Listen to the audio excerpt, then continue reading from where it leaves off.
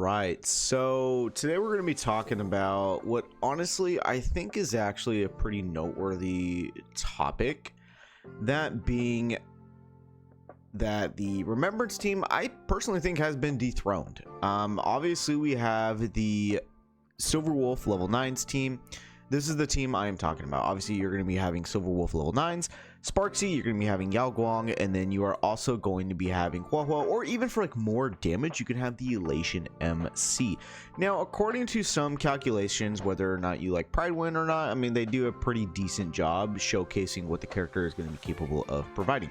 This is Sparksy at E6 and E0. We'll look at both. At single target capacity, Sparksy is going to be doing about 4.8 million damage, and at E6 it's about 17.7. With 3 targets at E0, you're looking at about 6 million, and at E6, you're looking at about 20.3 million. So lots of overall damage, right? Moving over to SW9s. Now, they don't have the calculations for multi-target scenarios, but we can probably kind of equate this. We'll get a rough estimate about what the damage could be when we look at all the characters, right?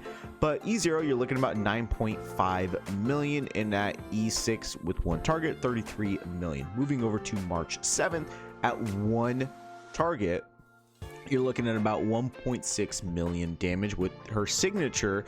And at E6, you're looking at about 8.5 million. So how does that compare to a sub DPS capacity, right?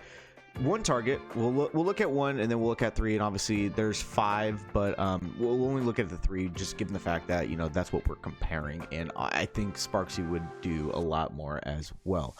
But E0, you're looking at 1.6 with signature, and these are all calcs with Silver Wolf and Sparksy with not their signatures. So Sparksy, you're looking at about 4.8, so that's a clear advantage in Sparksy's favor. At E6, 8.5 million, and we're looking at about 20.3 million. Dang, that's a lot of damage. Whoops, sorry, I looked at the wrong one. 17.7, still a boatload more damage. At 3 targets, which is what we're going to be equating it to. So Sparksy, you're looking at about 6 million, and Evernight, you're looking at about 3.6, and then 15.4, Sparksy 20. So stupid amounts of damage, and then the main DPS role would obviously be in comparison to this, and it's just not even close.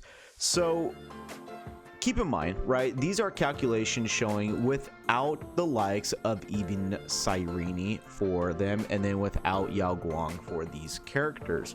But I think it's very important to have this distinguished now, and I'll make a video tomorrow about why I think we're actually in a good meta for just the entirety of the game, right? You're looking at this team, and you also have the likes of Yao Guang, and then you are also going to be having the likes of Hua Hua right here.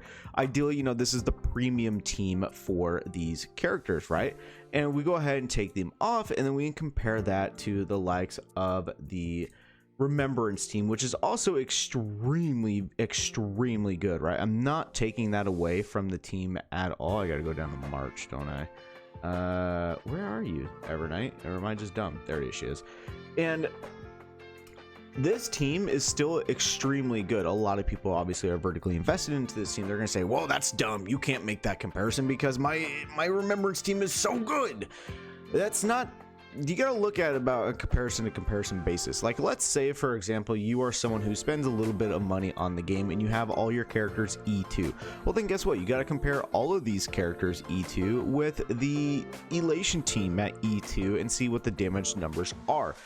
Now, the survivability aspect of it, yes, this team is more equipped to survive the game. Now, does that necessarily mean that it's automatically better? No, not necessarily, because of the fact that if we look at apples to apples, oranges to oranges kind of thing, that, you know, yes, they have that survivability capability, but you look at just even the sub DPS roles, in terms of damage output, the Elation team is going to be outputting more damage, so that kind of offsets that survivability component when the team is just going to be clearing a lot faster. Now, yes, obviously currently right now there is the Elation shill, so they are going to thrive a little bit more, but the overall damage numbers just inherently are higher because damage multipliers are higher. So it's very good to understand that. Now, in terms of you also have to look at the fact about whether or not the team is viable or not. And we look at this team, right? You got Cyrene, you got Castris, you got Hyacinth, you got March 7th, Evernight. While yes, most of these characters except Cyrene have had multiple reruns, make them very accessible. Looking at a standpoint from a player who is just returning after a very long time and doesn't even have any of these characters, or a brand new player, these characters are not extremely accessible. Where in comparison, we look at the Silverwolf team, right? And we have to look at just the, the accessibility portion of it. Yes, SW9's was just here and is gone, so that sucks. Sparksy is going to be back relatively soon, and Yao Guang is having a rerun right after this patch. So the most ideal character outside of obviously the main DPS is going to be available.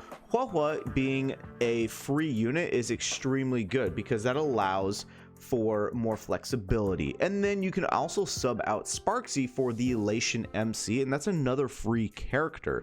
So, and also in terms of the fact of accessibility, as I previously mentioned, this team is just better.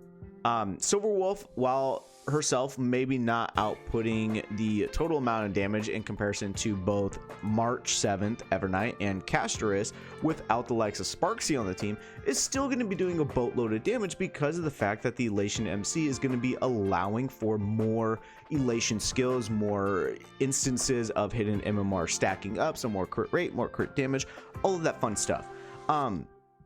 I just think that we're now at a point to where you can bring it up, and the team technically isn't even done because you can take out Huahua, obviously take out the Elation MC, and theoretically there is still a missing spot for an extremely premium healer or another supporting type character that a lot of people are speculating that will be coming out to fit onto this team. Heck, even the Evanesia team could possibly have some competition for the Remembrance team. So yeah, it's very, very poignant to point that out. I know a lot of people like to bash on the Elation path because of the fact that it's a new path, and we have that inherent restriction when we always get new paths with light cones, and people don't like that, and they're like, well, I'm just gonna stay on this previous team that I'm using, which was running fine, and that's great.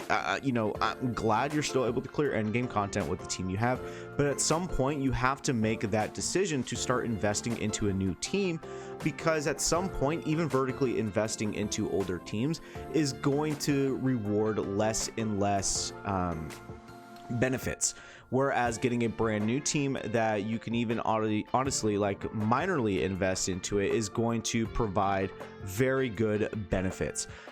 So I do think that in comparison between these two main teams, because they are the top two teams in the entirety of the game, I do think that in terms of whether or not you should invest into one team or the other, I do think that the Elation team, specifically with Silverwolf level 9s, is the more beneficial team long term to invest into.